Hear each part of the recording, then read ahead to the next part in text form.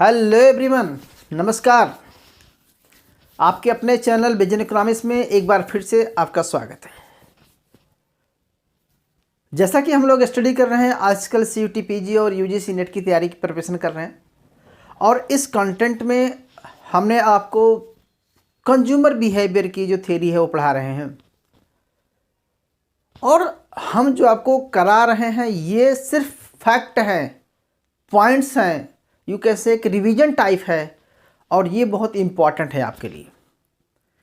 आपको अगर डिटेल्स में पढ़ने हैं तो आप प्लीज़ मेरा ऐप डाउनलोड कर लीजिए, विजन इकोनॉमिक्स करके है।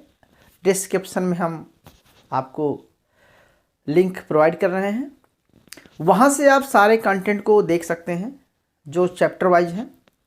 और अभी हम डिस्कस करने जा रहे हैं यूटिलिटी थ्योरी का, जो कॉर्डिनल यूटिलिटी के बाद हम ऑर्डिनल की बात करेंगे और ऑर्डिनल में कर रहे हैं। ऑर्डिनल में हमने आपको बहुत कुछ पढ़ा दिया है। अब आज हम पढ़ेंगे इंडिफरेंस कर्व की जो प्रॉपर्टीज़ है इस पर डिस्कस करेंगे और यहाँ से कौन से कैसे क्वेश्चंस निकल के आते हैं, आंसर एग्ज़ाम में कैसे आप करेंगे, ये बहुत इस पर डिस्कस करेंगे। तो बेसिकली हम सबसे पहले सारी प्रॉपर्टीज़ को स्टडी करने वाले हैं क्लास। और प्रॉपर्टीज़ बहुत इम्पॉर्टेंट है और सारी प्रॉपर्टीज़, सारी कंडीशनल प्रॉपर्टीज़ आपको दोनों बताएंगे, एक्सेप्शनल कंडीशन प्रॉपर्टीज़ बताएंगे। तो मैं आपसे रिक्वेस्ट करूँगा कि सारी कंडीशन को 1 बाय 1 लिखते जाइए और चीज़ों को समझते भी जाइए क्लास। क्योंकि देखो, रटाना मेरा काम नहीं है, आपको to the fact, to the lines एकदम बिल्कुल क्लियर करना है मेरा काम। तो इसीलिए आपको साथ करना पड़ेगा। और तो सबसे पहले आप काम कीजिए, सारे पॉइंटों को लिख डालिए कि प्रॉपर्टीज़ कितने टाइप की होती है। तो हम एक एक प्रॉपर्टी की बात करेंगे, लेकिन उसका टू द रीज़न कि ऐसा क्यों होता है इसकी बात करें क्लास। इसके पहले डेप्थ में जाने से पहले आपसे मैं 2-4 बातें पूछता हूँ। सबसे पहले आपको क्लियर है कि उसकी जो MRS marginal rate of technical substitution clear है। तो MRS marginal rate of substitutions, sorry मैं टेक्निकल बोल देता हूँ बार बार, marginal rate of substitutions XY, ये क्लियर है आपका। यानी कि इसका मतलब होता है कि x को लेने के लिए y को गिव कर रहा है, तो डेल्टा y को गिव अप अपॉन गेन, आपको पहले बताए थे कल कि गिव अप अपॉन गेन करना, यानी कि x को लेना है। तो ये कंडीशन आपको याद होना चाहिए। पहला कंडीशन है, ठीक है, एक चीज़। दूसरा चीज़ एक फिर इस बार और याद रखें कि जो चीज़ हमारे पास बढ़ती जाती है, जैसे हमने क्वांटिटी x की बढ़ाएंगे, जो गुड्स आपके पास इंक्रीज होगा उसकी मार्जिनल यूटिलिटी क्या होगी, वो डिक्रीज होगी, याद रखना। और जिस गुड्स की क्वांटिटी, मान लीजिए y की क्वांटिटी अगर डिक्रीज हो रही है तो वो हमारे लिए उसकी मार्जिनल यूटिलिटी y क्या होगी, गुड्स की इंक्रीज होगी, याद रखना। इसीलिए क्या होता है कि हमेशा कांस्टेंट रहते हैं यूटिलिटी इंडिफरेंस करके हर एक पॉइंट पे। ओके, तीसरा चीज़ है इक्विलिब्रियम कंडीशन क्या होती है, हम इसको बाद में बताएंगे आपको, लेकिन हमने थोड़ा सा शॉर्ट में किया था। और हाँ, अगर y की जगह पे x जगह y कर देंगे तो ये इक्वेशन चेंज हो जाएगा। इतना आपको पढ़ा चुका हूँ, बहुत सारी बातें बता चुका हूँ। एक कंसिस्टेंसी और ट्रांसमिटिविटी भी प्रॉब्लम बता चुका हूँ कि कंसिस्टेंसी क्या होती है कि if a is greater than b and b is greater than c, then a is greater than c। Okay, transitivity का मतलब होता है कि इफ़ a एक समय में a is greater than b है तो नेक्स्ट टाइम जो है b does not greater then a। आपको ये कंडीशन याद भी रखनी है, क्लियर है। अच्छा, तीसरा 1 2 3 4, तीसरी कंडीशन हमारा यह है कि MRS indifference curve downward sloping होता है। इंडिफरेंस कर्व डाउनवर्ड स्लोप होता है। IC कर्व क्यों होता है, क्योंकि MRS marginal rate of substitutions क्या होती है, डिक्रीजिंग होती है। ठीक है, ओके, ये हम नॉर्मल केसेस में पढ़ चुके हैं क्लास। अब हमारा जो मेन कॉन्सेप्ट है, पहली प्रॉपर्टीज ये है कि इंडिफरेंस कर्व हमेशा कैसा होता है, डाउनवर्ड स्लोपिंग होता है। मतलब इंडिफरेंस कर्व, आप एक के बाद एक करते जाना प्लीज़। इंडिफरेंस कर्व यहाँ दिख रहा होगा, मैं यहाँ बना देता हूँ। इंडिफरेंस कर्व ऑलवेज डाउनवर्ड्स होता है। क्यों होता है, इसके पीछे रीजन बता चुके हैं आपको। क्योंकि ये मारस जो होती है वो क्या होती है, डिक्रीजिंग होती है। ये delta y upon delta x, यानी कि a से b पे आता है या b से c पे आता है, c से d पे आता है। तो इसका मतलब होता है कि x की सेटिस्फेक्शन क्या हो रही क्लास, घट रही है, y की क्या हो रही है, बढ़ रही है। और y से x की तरफ जाता है तो x की घटती है, बढ़ती है, y की घटती है। तो यानी कि इसीलिए इंडिफरेंस कर्व हमेशा क्या होता है, डाउनवर्ड स्लोप होता है। पहला रीजन है। दूसरा बोलता है कि इंडिफरेंस कर्व क्या हॉरिजॉन्टल हो सकता है। इंडिफरेंस कर्व हॉरिजॉन्टल हो सकता है। क्या इंडिफरेंस कर्व हॉरिजॉन्टल हो सकता है? Anyone can explain it? हो सकता है या नहीं हो सकता भाई? ये एक्स गुड्स है, ये वाई गुड्स है, ये ए पॉइंट से बी पॉइंट है। बताइए हो सकता है कि नहीं हो सकता? क्यों नहीं हो सकता? क्योंकि हमारी कंडीशन ये है कि x की एक क्वांटिटी को और लेने के लिए, x की एक और क्वांटिटी को लेने के लिए हमें क्या करना पड़ेगा, y को गिव अप करना पड़ रहा है। y लेकिन यहाँ पर क्या हो रहा है, कांस्टेंट हो रहा है। तो ये जो कंडीशन है वो फिलफिल नहीं होती है। बेसिकली एक को बढ़ाने के लिए दूसरे को छोड़ना पड़ेगा। तो यहाँ पर क्या एक को बढ़ा रहा है लेकिन दूसरे को छोड़ नहीं रहा है, तो ऐसा हो नहीं सकता, क्योंकि उसकी सेटिस्फेक्शन क्या हो जाएगी, बढ़ जाएगी। तो वो कंडीशन हम फुलफिल नहीं होती है। कंडीशन हमारी ये है कि कंज्यूमर के पास जो इनकम है, जो प्राइस गिवन है, उसमें दोनों को उसी पॉइंट पर लेगा जहाँ पर दोनों की मार्जिनल यूटिलिटी सेम रहेगी। एक की बढ़ जाएगी, एक की घट जाएगी, यहाँ पर तो टोटल तो सेम नहीं रहेगी ना। इसलिए इंडिफरेंस कर्व कभी ऐसा नहीं हो सकता। क्लियर हुआ? दूसरा इंडिफरेंस कर्व मैं थोड़ा सा मिटा दूं। ओके, इंडिफरेंस कर्व क्लास कभी भी वर्टिकल नहीं हो सकता। आगे बताऊंगा एक्सेप्शनल केसेस में होते हैं। इंडिफरेंस कर्व ऐसा नहीं हो सकता है। क्यों? क्योंकि देखो यहाँ पर यह है, ठीक है, y को बढ़ा रहा है, x कांस्टेंट है, तो ऐसा भी नहीं हो सकता, ऐसा भी नहीं हो सकता इंडिफरेंस कर्व। क्यों नहीं हो सकता? सेम कंडीशन है। तो इंडिफरेंस कर्व हॉरिजॉन्टल नहीं हो सकता है, इंडिफरेंस कर्व वर्टिकल नहीं हो सकता है, तो इंडिफरेंस कर्व हमेशा डाउनवर्ड स्लोपिंग होता है। क्लियर हुआ इतना? Okay. Indifference curve upward sloping हो सकता है। इंडिफरेंस कर्व ऐसा हो सकता है, ये इंडिफरेंस कर्व ऐसा हो सकता है, ठीक है, ये x है, ये y है, ये x है, ये y है। ऐसा हो सकता है क्या कि दोनों को बढ़ाए? तो ऐसा तो नहीं हो सकता, क्योंकि एक कंडीशन है। उस केस में क्या हो रहा है, एक को छोड़ना पड़ेगा, एक को गिव। तो यहाँ पर क्या है कि दोनों को बढ़ा रहा है। तो ये क्या होता है, एक्सेप्शनल केसेस से आगे आपको समझाएंगे, लेकिन ये ऐसा नहीं हो सकता। ये डिपेंड करता है कि एक गुड्स बैड है, एक गुड्स नॉर्मल है, आपको समझाएंगे आपको। लेकिन बेसिकली हमें देखते हैं कि इंडिफरेंस कर्व जो है नॉर्मल केसेस में इंडिफरेंस कर्व अपवर्ड स्लोपिंग नहीं हो सकता, इंडिफरेंस कर्व हॉरिजॉन्टल नहीं हो सकता, वर्टिकल नहीं हो सकता। इंडिफरेंस कर्व जो है इस तरह से नहीं हो सकता, यानी कनकेव। इंडिफरेंस कर्व कनकेव नहीं हो सकता, ठीक है। हो सकता है एक्सेप्शनल केसेस में बेटा, पहले बता रहा हूँ। अदरवाइज आप बोलोगे टीचर ने बताया कि इंडिफरेंस कर्व जो ऐसा नहीं हो सकता। होगा, आगे मैं कंडीशन बताऊंगा जब दोनों गुड्स कंडीशन बैड होगी तो, ठीक है। लेकिन यहाँ पर हम देख सकते हैं नॉर्मल केस में बात कर रहे हैं, तो कभी ऐसा नहीं हो सकता। क्यों? इसके पीछे रीजन हमारा है कि जैसे जैसे किसी चीज़ को क्लास हम बढ़ा रहे हैं, ठीक है, देखो मार्जिनल क्या हो रही है, उसकी बढ़ रही है। मतलब जब इधर जाते हैं तो मार्जिनल घट रही है, ऊपर तक जाते हैं तो मार्जिनल घट रही है। तो किसी एक को बढ़ाने से मार्जिनल घटती नहीं है, बढ़ती है, ठीक है। और जिसको बढ़ाते हैं उसकी घटती है, जिसकी कम होती है उसकी बढ़ती जाती है। तो यहाँ पर उल्टा हो रहा है।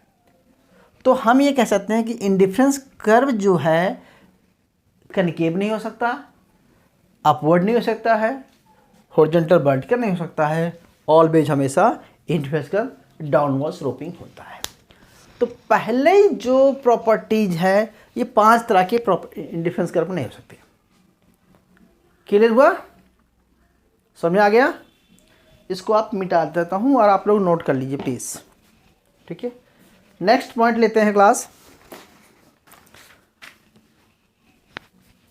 बहुत सारे प्रॉपर्टीज तो पढ़ा होगा आपने प्लस ग्रेजुएशन में या मास्टर्स में भी, लेकिन बेसिकली हम थोड़ा सा आपको हट के करा रहे हैं। चीज़ें आपने किया है, ऐसा नहीं कि मैं नहीं कह रहा हूँ कि आपने पढ़ा है, लेकिन आप इसको कैसे समझते हैं ये बहुत इंपॉर्टेंट है। दूसरा देखिए, indifference curve can not cut each other, एक दूसरे को काट नहीं सकते। सुना होगा आपने? ओके, मतलब they can not cut each other, मतलब इंडिफरेंस कर्व जो है एक दूसरे को काटते नहीं हैं। सपोज दैट IC1 IC2, ठीक है, दो इंडिफरेंस कर्व हैं, वो ए पॉइंट पर काट रहे हैं दोनों को, ठीक है। अब ऐसा देखिए, C और D, E और EF, आप ऐसे बना लीजिए, 2 पॉइंट बना लीजिए क्लास। अक्सर एग्जाम में पूछा जाता है कि इंडिफरेंस कर्व एक दूसरे को क्यों नहीं काटते, क्यों नहीं काट सकते। तो आपको प्रॉपर्टीज तो पता होना चाहिए, कंडीशन तो पता है कि एक इंडिफरेंस कर्व जो है सेम सेटिस्फेक्शन देता है, पहली कंडीशन है। तो भैया अगर ये C यानी कि E और D, E and D same satisfaction देंगे, ओके, और C और E सेम सेटिस्फेक्शन देंगे ना, आपके कहने मतलब ये है। अच्छा, लेकिन ए पॉइंट पर दोनों इंडिफरेंस की सेटिस्फेक्शन क्या हो रही है? सेम हो जा रही है। समझना, ए पॉइंट पर दोनों का कॉम्बिनेशन तो सेम हो जा रहा है, लेकिन सेटिस्फेक्शन सेम है। तो यानी कि ए पॉइंट पर भी सेम है, ई पॉइंट पर भी सेम है, सी पॉइंट पर सेम है। अगर इसके पॉइंट ऑफ व्यू से जाते हैं तो, और इसके पॉइंट ऑफ व्यू से जाते हैं, डी ए एफ, ए भी सही है, सेटिस्फेक्शन सेम दे रहा है, ठीक है। तो इस पॉइंट पर दोनों का इक्वल हो रहा है। लेकिन एक कंडीशन आपने पढ़ा है कि हायर सेटिस्फेक्शन लोअर सेटिस्फेक्शन, जो ये सेटिस्फेक्शन है, देखो यहाँ पर देखें आप कॉम्बिनेशन क्या है, ये दोनों देखिए, दोनों ज़्यादा ले रहे हैं। तो इस पॉइंट पर, इस कर्व पर एफ पे सेटिस्फेक्शन क्या हो गई, ई पे ज़्यादा हो गई। और यहाँ पर देखिए, यहाँ पर डी है, तो आप यहाँ एक्स वाई कितना ले सकते हैं, लेकिन इस पॉइंट पे देखिए आप कम ले रहे हैं। तो कहने का मतलब है कि सी पॉइंट पर सी से डी बेटर है, सी से डी बेटर है, और एफ से ई बेटर है। तो सी से एक टाइम पे डी बेटर है इफ सी से सी यानी कि डी इज ग्रेटर देन सी से ज़्यादा अच्छा है डी, ओके। और यहाँ पर कह रहे हैं कि भैया E is greater then F, आप कह रहे हैं, ठीक है। तो जब आप ई से ई ग्रेटर देन एफ है एक टाइम पे, और ये कहना सी ग्रेटर देन डी है, तो आप कैसे कह सकते हैं कि डी और एफ सेम सेटिस्फेक्शन दे रहा है? नहीं देगा। डी देखो, डी और ई तो सेम सेटिस्फेक्शन दे रहे हैं, सेम लेवल पे हैं, लेकिन डी और ई दोनों हायर सेटिस्फेक्शन दे रहे हैं, जबकि ई और सी ये सेम सेटिस्फेक्शन देगा। तो इसका मतलब होता है कि कंडीशन जो हमारी है वो फुलफिल नहीं हो रही है कि एक टाइम पे सेम इंडिफरेंस कर्व जो है, एक बार आप कह रहे हैं ये, मतलब आपके कहने का मतलब क्या है कि D is greater then E, D is greater then E, और यहाँ पर कह रहे हैं कि E is greater than C, लेकिन कह रहे हैं कि C और E तो दोनों इक्वल है। भाई C और E तो इक्वल है, लेकिन इसके केस में कह रहे हैं कि ग्रेटर देन है। इसीलिए कहा जाता है कि अलग एक हायर इंडिफरेंस कर्व जो है हायर सेटिस्फेक्शन को देता है, और lower indifference curve lower satisfaction देता है। तो इसीलिए दोनों एक दूसरे को काट नहीं सकते हैं, कंडीशन वो वाली फुल नहीं होती। If A is greater than B then B does not greater than A. तो कंसिस्टेंसी यहाँ पर नहीं पाई जा रही है, ट्रांसमिसिबिलिटी यहाँ पर नहीं पाई जा रही है, इसीलिए। क्लियर हुआ मेरी बात को? Thank you. नेक्स्ट लेते हैं दूसरा क्लास कि इंडिफरेंस कर्व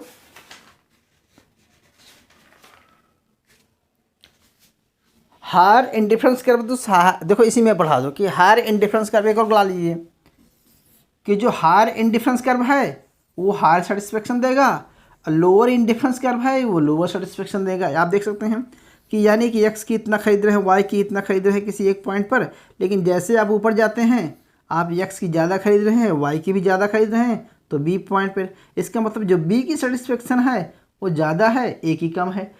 तो यानी कि एक हायर लेवल का जो इंडिफरेंस कर्व है वो हायर सेटिस्फेक्शन और लोअर होगा। क्लियर हुआ? तो 1 2 3 4 5 6 7 डिफरेंशन हो गई। एक और बताता हूँ, इंडिफरेंस कर्व जो है वो हालांकि एक्सेप्शनल केसेस में आएंगे। अभी इतना कर लीजिए, मिटाता हूँ फिर आगे चलते हैं क्लास। ठीक है, ओके मिटा दूँ, चलिए।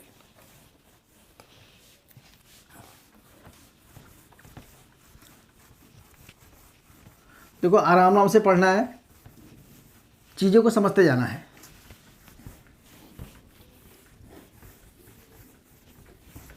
अगर क्लास आपने दो चीज़ें सुना होगा, substitute goods and complementary goods सुना होगा आपने। तो अब हम जो प्रॉपर्टीज़ करने जा रहे हैं कुछ एक्सेप्शनल केसेस में करेंगे।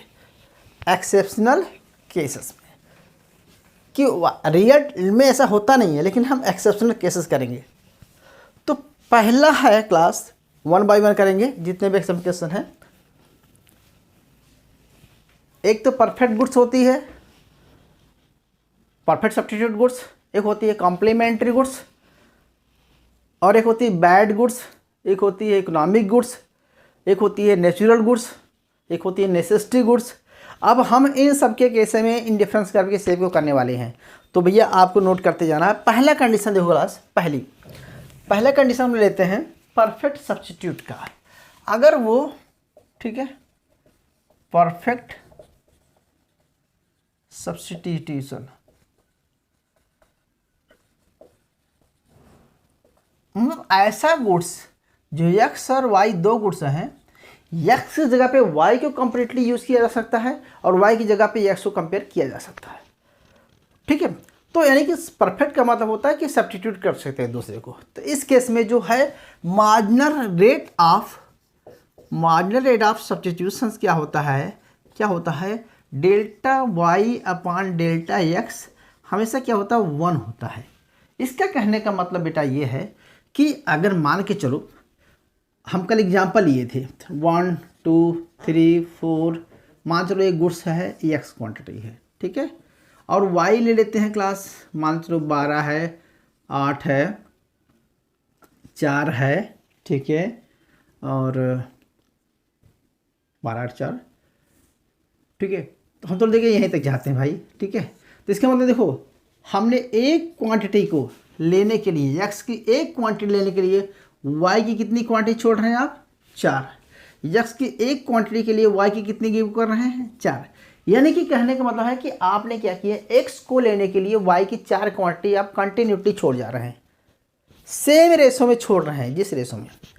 तो ये तो क्या हो जाएगा 4 4 4 छोड़ जा रहे हैं, तो जो ग्राफ बनेगा क्या बनेगा, स्ट्रेट लाइन बनेगा। या एक के बदले एक छोड़ दिया, अगर कुछ भी एग्जांपल यहाँ पर जो ये शेप है बराबर रहेगी, अगर एक के बदले एक लेते हैं परफेक्ट सब्स्टिट्यूट है, ठीक है। हालांकि ये एग्जांपल हमारा गलत था, हम कहना चाहते हैं कि परफेक्ट सब्स्टिट्यूशन कैसे निकालते हैं हम, 4 4 4 4 जा रहा था। तो अगर हम देखें कि एक के बदले एक लेते हैं, इसका मतलब क्या हुआ कि ऐसे गुड्स ले लिए क्लास, ठीक है, ओके, x है एक क्वांटिटी, x की एक और क्वांटिटी लेने के लिए, ठीक है, y की एक क्वांटिटी आपने इंक्रीज करने के लिए x की एक क्वांटिटी, यानी कि आपने y की एक क्वांटिटी को आपने गिव अप कर दिया, x की एक क्वांटिटी आपने बढ़ा लिया। तो सेम क्वांटिटी सेम, यानी कि ये जो रेशो है x2 ये क्या है सेम है, यानी कि ये जो एरिया है, ये एरिया है, ये एरिया है सेम होगी, तो ये इसके बराबर होगा, ये इसके बराबर होगा। यानी कि इस केस में जो इंडिफरेंस आईसी कर्व बनेगा कैसा बनेगा, वो स्ट्रेट लाइन बनेगा। तो स्ट्रेट लाइन अगर कई बार आपसे पूछ लिया जाता है कि परफेक्ट सब्स्टिट्यूट गुड्स के केस में इंडिफरेंस कर्व का शेप कैसे बनेगा, तो इंडिफरेंस कर्व का शेप ऑलवेज स्ट्रेट लाइन बनेगा। क्यों बनेगा? क्योंकि वहाँ पर MRS marginal rate of substitutions 1 होती है। ठीक है, इसको नोट कर लेना, बहुत इंपॉर्टेंट है। दूसरी कंडीशन क्लास लेते हैं, परफेक्ट कॉम्प्लीमेंट्री। ठीक है, परफेक्ट कॉम्प्लीमेंट्री गुड्स। ठीक है, स्पेलिंग में जाना, समझने में क्या लिखना चाहता हूँ। परफेक्ट कॉम्प्लीमेंट्री गुड्स का मतलब होता है कि एक दूसरे के पूरक है, एक को दूसरी जगह पे प्रॉपर तरीके से यूज किया जा सकता है। जैसे एक के बिना दूसरे के काम, एक के पूरक हैं, एक के बिना दूसरे का काम नहीं चलेगा, जोड़ों में आएंगे। तो इस केस में जो मार्जिनल रेट ऑफ सब्स्टिट्यूशन होगा क्या होगा, ये बहुत इंपॉर्टेंट है। मान चलो क्लास थोड़ी देर के लिए मान चलते हैं, थोड़ी देर के लिए मान लेते हैं कि यहाँ पर एक्स गुड्स है, या इसको आप लेबर मान लीजिए, क्लास लेबर है, यहाँ पर मान लीजिए कैपिटल है। ठीक है, तो लेबर और कैपिटल हायर कर रहे हैं आप, तो एक लेबर है और एक कैपिटल है, तो प्रोडक्शन कुछ हो रहा है। अगर आपने एक लेबर बढ़ा लिया, यानी कि एक लेबर और 2 कर दिया, यानी कि एक लेबर और बढ़ा लिया, तो लेबर तो बढ़ गई, लेकिन प्रोडक्शन आपका नहीं बढ़ेगा। तो इस केस में क्या होगा कि इसकी जो मार्जिनल यूटिलिटी है क्या हो जाएगी, 0 हो जाएगी। मेरी बात नहीं समझे। मान लीजिए हमारे एक मशीन है और एक लेबर काम कर रही है, तो आपने लेबर हायर कर लिया, तो लेबर का तो काम ही नहीं है, क्योंकि मशीन नहीं है तो लेबर की वैल्यू नहीं है, तो लेबर की मार्जिनल प्रोडक्टिविटी क्या हो जाएगी, 0। तो मार्जिनल प्रोडक्टिविटी क्या हो जाएगी उसकी, 0। ओके, तो यानी कि लेबर बढ़ाते गए आप, 3 लेबर बढ़ा दिया तो नहीं होगा। ये कब होगा, जब एक लेबर आपने बढ़ाई है तो एक आप कैपिटल भी बढ़ा लीजिए, एक आप कैपिटल भी बढ़ा लीजिए। ठीक है, फिर आप 3 लेबर बढ़ाई है तो 3 कैपिटल बढ़ा लीजिए। तो क्या हो रहा है इस केस में, जो एल शेप बनेगा, कैसे बनेगा सर, इंडिफरेंस कर्व ऐसा बनेगा। मतलब आप पहले इस पॉइंट पर इक्विलिब्रियम थे, अभी आप इस पॉइंट पे आ जाएंगे, अभी आप इस पॉइंट पे आ जाएंगे। ठीक है, तो बेसिकली कहने का मतलब मेरा यहाँ पर ये है कि जैसे जैसे आप बढ़ाएंगे दोनों को बढ़ता जाएगा। ठीक है, सेम रेशियो में बढ़ाना चाहेंगे आप। ठीक है, इस केस में जो शेप बनेगा वो क्या बनेगा, एल शेप बनेगा, यानी कि एक के बिना दूसरे की मार्जिनल यूटिलिटी क्या हो जाती है, 0 हो जाती है। क्लियर हुआ? जैसे एग्जाम्पल बहुत सारे आपको और भी एग्जाम्पल्स लिया जा सकता है। ठीक है, मिटा दिया बिना पूछे। क्लियर हुआ? तो यानी कि एल शेप बनेगा किस केस में, अगर गुड्स आर परफेक्ट कंप्लीमेंट्री है, और एल शेप बनेगा स्ट्रेट लाइन जब वो परफेक्ट सब्स्टिट्यूट है। ठीक है, अब आगे देखते हैं।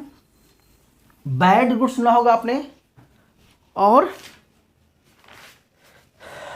गुड्स बैड, और एक होता क्लास नेचुरल गुड्स। ठीक है, तो आपको एक चीज़ समझाता हूँ, एक ही बार में समझ जाएंगे आप। देखिए, एक ग्राफ बनाइए पहले। ठीक है, ओके, आप यहाँ पॉइंट लगा दीजिए, यहाँ पर क्रॉस खींच दीजिए। ठीक है, आपके 4 जोन बन गए। ठीक है, यहाँ पर एक्स गुड्स है, यहाँ पर वाई गुड्स। ठीक है, मैक्सिमम वाई ये है और मैक्सिमम एक्स ये है, यानी कि एक्स इसके बाद एक्स जो है बैड हैबिट है, और इसके बाद ये भी बैड है। क्या है, बैड हैबिट है। ठीक है, अब देखो क्लास, अगर हम ऐसे मिला दें, ध्यान समझना, क्लियर है? तो इसका मतलब ये हुआ क्लास कि ये जो जोन है, ये जो जोन है, ये जो जोन है, 3 जोन बन गए हमारे, बने। समझाने के लिए आपको एग्जांपल ढूंढे 3 बेच। देखो, अब बताओ क्लास, पहले जोन में क्या है, पहले जोन में इंडिफरेंस कर्व क्या है क्लास, डाउनवर्ड स्लोपिंग है। इंडिफरेंस कर्व डाउनवर्ड स्लोपिंग है। इस केस में क्या हो रहा है कि यहाँ पर एक्स और दोनों गुड्स क्या है, नॉर्मल है। ये गुड्स जो हैं, ठीक है, गुड्स हैं X and Y both are क्या है, नॉर्मल गुड्स केस में हो गया, ठीक है। ओके, पहली कंडीशन में। ओके, दूसरी कंडीशन में देखो क्या हो रहा है, बताओ। दूसरी कंडीशन में क्या हो रहा है कि जो y कंज्यूम कर रहा है वो क्या रहा है, निगेटिव यूटिलिटी दे रहा है, और x क्या दे रहा है, देखो x यहाँ पर बढ़ रहा है ना, देखो यहाँ से देखो, इसके बाद यहाँ तो ठीक है, इस पॉइंट के बाद इसके ऊपर जा रहे हैं तो ये निगेटिव यूटिलिटी दे रहा है, ठीक है। और x जो है ये पॉजिटिव है, लेकिन x इसके बाद निगेटिव हो जाएगा, लेकिन x यहाँ पर, तो इस केस में क्या हो रहा है, कौन सी गुड्स नॉर्मल है, x, ठीक है। सेकंड केस में x गुड्स क्या है, x गुड्स क्या है, नॉर्मल गुड्स है, यानी कि अच्छी गुड्स है, ठीक है। और लेकिन जो y गुड्स है क्या है, बैड गुड्स है, क्या है, y क्या है, बैड गुड्स है, ठीक है।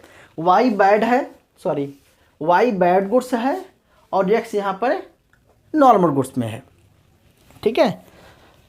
इस केस में क्या हो रहा है, x बैड गुड होगा, यह क्या है, इसके बाद इसको निगेटिव यूटिलिटी मिल रही है। देखो बेसिकली आपने पढ़ा होगा मार्जिनल यूटिलिटी ऐसे जाती है, तो एक टाइम के बाद क्या होगा, नीचे जाएगी ना, निगेटिव हो जाएगी। तो हम कह रहे हैं कि एक बार नीचे आने के बाद ये ऊपर बढ़ना शुरू हो रहा है, तो यानी कि ये x की निगेटिव है, इसके बाद x निगेटिव है और y क्या हो रहा है, y यहाँ तक बढ़ेगा, ठीक है। तो यानी कि इसका मतलब हुआ आपको समझाने के लिए कि भैया जब ये इंडिफरेंस कर्व जो है अपवर्ड स्लोपिंग रहेगा, हैं, तो इसका मतलब होता है कि x एक क्या है, बैड गुड्स है, ये क्या है, एक y क्या है, नॉर्मल, लेकिन यहाँ तक नॉर्मल है, इसके बाद नहीं है, यहाँ तक नॉर्मल गुड है। तो जब अपवर्ड स्लोपिंग रहेगा इंडिफरेंस कर्व, ठीक है, तो ये जो थर्ड फोर्थ केस है, ये क्या है, x यहाँ पर क्या है, बैड है, और y क्या है यहाँ पर नॉर्मल गुड्स, ठीक है। अच्छा, इस केस में क्या हो रहा है, बोथ आर बैड गुड्स, क्या है, दोनों, x भी बैड है और y भी बैड है। तो जब दोनों गुड्स बैड गुड्स होंगी तो उस केस में इंडिफरेंस कर्व कैसा बनेगा, कनकेव, याद रखो भाई, कैसे बनेगा, कनकेव। कनकेव कब बनता है, जब गुड्स और both goods are bad goods. ऐसा क्यों होता है, क्योंकि बताएंगे। देखो अगर दोनों उसको निगेटिव यूटिलिटी दे रही है, ठीक है, अगर एक को बढ़ाए दोनों क्या हो रहे हैं, उसको निगेटिव यूटिलिटी दे रही है, ठीक है, तो दोनों बैड गुड्स हैं। और यहाँ पर क्या हो रहा है, एक पॉजिटिव है, जो देखो ये आपको पॉजिटिव यूटिलिटी दे रहा है, लेकिन एक निगेटिव दे रहा है। जिस केस में क्या हो रहा है, अपवर्ड स्लोपिंग हो रहा है। तो यानी कि अपवर्ड स्लोपिंग में,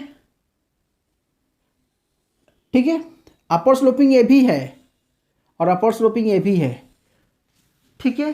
तो आप ये बताएंगे क्लास कि जब y अपवर्ड स्लोप y की तरफ है, y बैड नॉर्मल गुड्स है, तो यहाँ पर मार्जिनल सब्स्टिट्यूशन क्या, रेट ऑफ सब्स्टिट्यूशन क्या हो रहा है, बढ़ रहा है। यहाँ पर मार्जिनल सब्स्टिट्यूशन बढ़ रहा है, लेकिन यहाँ पर y क्या बढ़ रहा है, यहाँ पर x का बढ़ रहा है, ठीक है। और ये अपवर्ड स्लोपिंग होगा, ठीक है, ये कनकेव होगा, कन्वेक्स होगा नॉर्मल केस में, और जो है ये होगा, इसको क्या बोलेंगे, शेप को, ठीक है। तो इस केस में